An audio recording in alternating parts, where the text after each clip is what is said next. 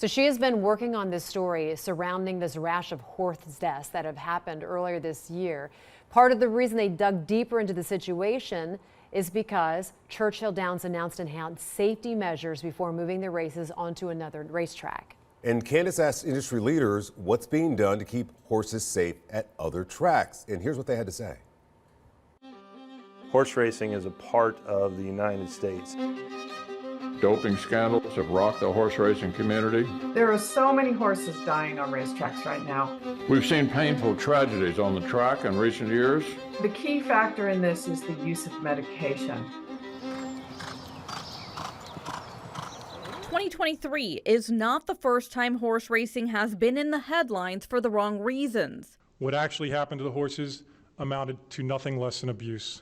In 2020, the sport was rocked by the federal indictment of 27 horse racing participants. As we allege, PEDs were given to racehorses in an effort to increase their performance beyond their natural abilities. The alleged scheme cast into the spotlight the deficiencies in horse racing's testing protocols. Some industry leaders tell me that horse racing's rule book was different in Kentucky than it was in Ohio or anywhere else across the country. Only recently has that changed. Today's vote is a vitally important step in advancing reforms to protect our equine athletes and jockeys. Greenlit by Congress, the Horse Racing Integrity and Safety Authority, or HISA, has been celebrated by some as the solution to this issue. In May, HISA implemented a brand new anti-doping and medication program. Conducting the testing is Drug Free Sport, who currently count the NFL, Major League Baseball, and the NBA among their list of high-profile clients. But drug testing is not as simple as only detecting banned substances. A review of trainer violations nationwide shows the top 5 trainers at the Tri-State's 2 thoroughbred racetracks combined for more than 60 documented medication-related infractions in their careers. The vast majority of these documented positive tests were overages of legal medications. So when you hear the word doping, as I do, get cast out for what might be a positive of a therapeutic medication, that is completely false. Veterinarian Dr. Mary Scalay tells me legal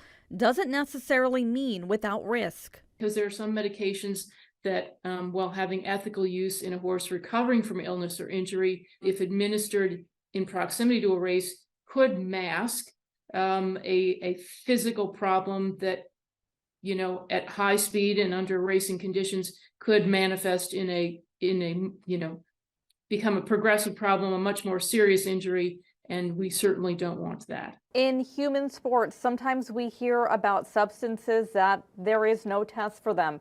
Is that a concern or an issue in horse racing? Sure. And I mean, the reality is there are things that we know exist that we can't test for. And I think the first and most important thing that we need to remember is that drug testing as a standalone is not a sufficient tool. It's a tool in the toolbox. Also included in that toolbox, I'm told, is a whistleblower tip line and a national investigative team. We have a very big investigation team that's United States wide, so we're getting a lot of information and we're able to chase that information down and either prove it true or prove it false. HISA's Mark Guilfoyle tells me there is more work to be done. But at a point where racing's reputation is on the line, some industry leaders tell me they are hopeful that these changes could save the horses and the sport. We've got the opportunity to make it successful for the health of the horse, the health of the sport, and for the support of the public for horse racing.